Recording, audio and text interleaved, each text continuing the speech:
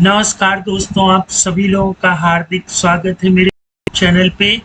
दोस्तों, अभी तक हम लोगों ने कुछ बेसिक फंक्शन को कवर कर लिया था। आज उन्हीं में से मैं एक और फंक्शन लेकर के आया हूँ, पॉलीड्रॉम फंक्शन। ठीक है, इसके विषय में आप लोगों ने सुना होगा, और अगर नहीं सुना है तो कोई दिक्कत नहीं है। पॉलीड्रॉम मतलब होता है कि अगर कोई स्ट्रिंग, कोई नंबर लिखा हुआ है, ठीक है, जैसे 1 to 1, अगर हम लोग इसको रिवर्स करें तब भी उसका मीनिंग क्या हो, सेम हो।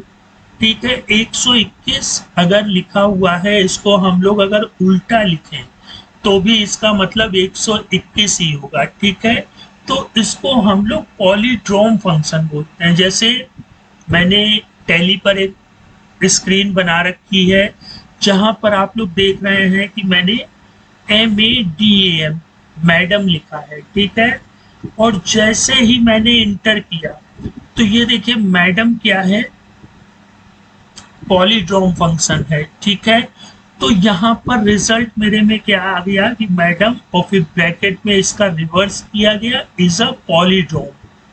ठीक है दोस्तों, इसका यूज बहुत प्रोग्राम्स जो होते हैं उनमें होता है। इसकी सहायता से हम लोग कंडीशन बेस्ड कुछ ना कुछ कर सकते हैं। ठीक है, तो ये प्रोग्राम बना कैसे है इसके विषय में देख लेते हैं। देखिए, अभी तक हम लोग simple interest, exponential, compound, factorial समझ चुके थे। आज हम लोगों की बारी है पॉलीड्रॉम फंक्शन को समझने की। ठीक है, तो जो हम लोगों का माई फंक्शन वाली स्क्रीन है वहां पर हम लोग पॉलीड्रॉम फंक्शन को लिख लेंगे। अच्छा भाई, ये तो हो जाएगा। अब जैसे ही यूजर इस पर क्लिक करेगा तो एक हमारे सामने रिपोर्ट ओपन हो जाएगी। ठीक है, और रिपोर्ट का कोड ये है दोस्तों। अब यहाँ पर मैंने यूज RSIS यूज किया है, और ये मैंने आप लोगों को प्रीवियस ट्यूटोरियल में भी बताया था कि जब हम लोगों ने सिंपल इंटरेस्ट कैलकुलेटर की स्क्रीन को बनाया था तो उसी स्क्रीन का यूज करके हम लोग यहाँ पर ये वाली चीज को भी बना सकते हैं। ठीक है, अब आप कहेंगे कि यहाँ पर कुछ और चीज शो हो रही है और यहाँ पर कुछ और। तो यहाँ पर जितनी भी लाइनें और फील्ड शो हो रही हैं उनको हम लोग चेंज कर लेते हैं। देखिए कैसे, सबसे पहली बात कर लेते हैं मैं स्क्रीन को भी ओपन कर लेता हूं। तो देखिए यहाँ पर जो हमारा सब टाइटल आ रहा है वो सिंपल इंटरेस्ट कैलकुलेटर आ रहा है। तो सॉरी दोस्तों, तो हम लोग यहाँ पे क्या करेंगे, इसके फॉर्म के सब टाइटल को चेंज कर देंगे। ठीक, पॉलीड्रॉम चेकर। बाकी जैसे इस रिपोर्ट का नाम R था वैसे ही इस फॉर्म के नाम में हम लोगों ने F जोड़ दिया है ना। सिंपल इंटरेस्ट कैलकुलेटर की बात कर रहा हूं दोस्तों, जब हम लोगों ने सिंपल इंटरेस्ट कैलकुलेटर बनाया था। ठीक है, बाकी सारा कोड आपके स्क्रीन के सामने है और ये सारी चीजें मैंने आप लोगों को बता रखी हैं। ठीक है,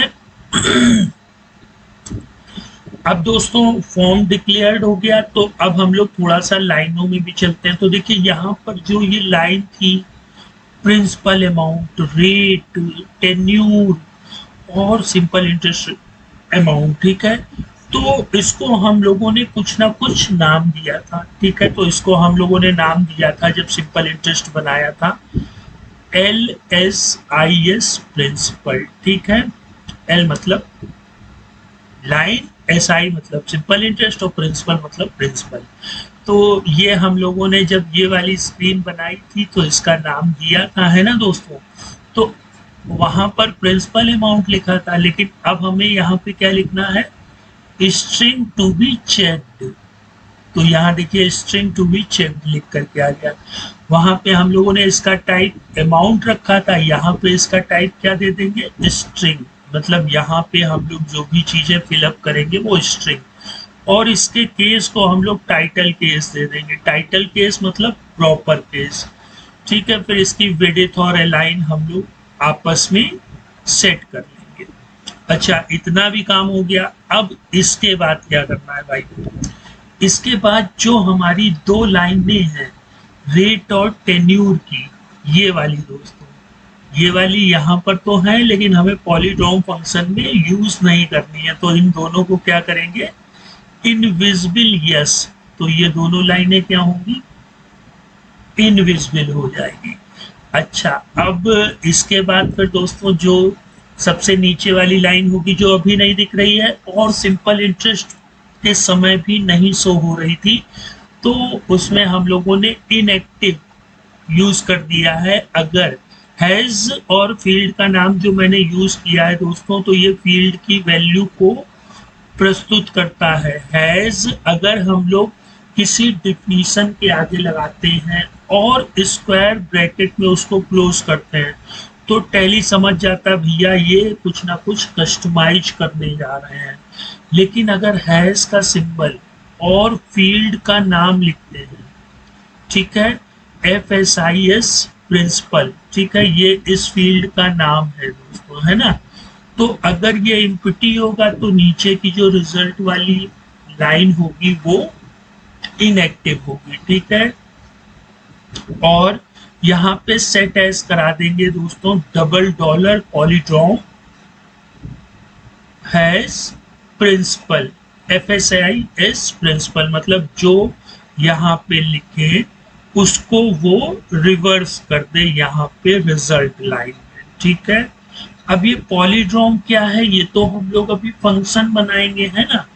अब ये फंक्शन बनेगा कैसे? ठीक है, जैसे ही मैंने लेवल लिखा, अब लेवल को सीधा लिखें या रिवर्स करके लिखें, दोनों सेम होते हैं, ठीक है दोस्तों। ये कोड बहुत ही इंपॉर्टेंट है दोस्तों, क्योंकि इसका यूज हम लोग बड़े बड़े प्रोग्रामों में डिसीजन लेने के लिए कर सकते हैं, मतलब आर्टिफिशियल इंटेलिजेंसी में।